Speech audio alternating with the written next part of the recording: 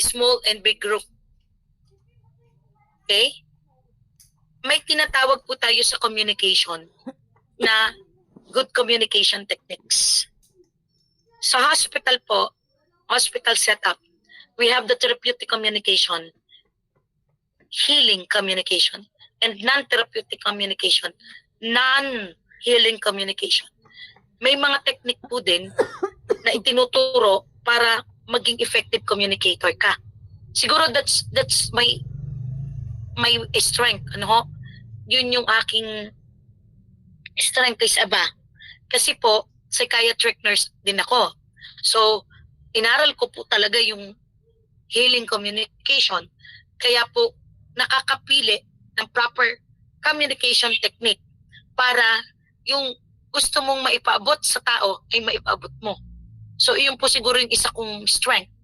Kasi, in psychiatry, in psychology, there are specific personalities and there are specific corresponding communication technique relative to that personality.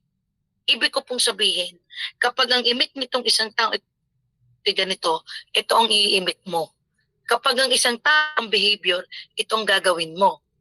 Kapag ang isang tao ay garine, ito ang gagawin mo. So, madali po ang mag-heart-to-heart talk. Madali po ang magkaroon ng effective communication technique. Kasi merong extra mile po na nakatulong sa akin for this. Pero pag kayo'y educational leader, dapat unti-unti inaaral niyo yan. Say for example, pag po kayo ay sa communication, gumamit ng salitang bakit, yun po ay judgmental. Hindi na ho makakapagsabi ng ibang reason ang kausap nyo. Pero pag sinabi mo, what is the reason behind your being late lately? Naka-open, close sentence. So, parang binigyan mo pa siya ng, ay, hindi ako ginudge. Binigyan ako ng pagkakataong mag-reason out kung ano ba yung dahilan, ba't ako nalilate. Pero pag sabi mong, bakit ka late? Samantalang pag tinanong, anong dahilan kayo nalilate? So, mas nagiging madali po ang proseso ng iyong pagiging leader kapag effective communicator ka. Alam mo kasi yung salitang nakakasakit, alam mo rin yung salitang hindi nakakasakit. Pero kahit naman hindi nag-aral ng psychology at psychiatry, ilagay mo lang yung sarili mo, empathic leadership.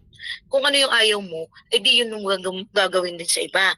Kung ano yung ayaw mong marinig sa iba, yun din po huwag mo sasabihin sa iba.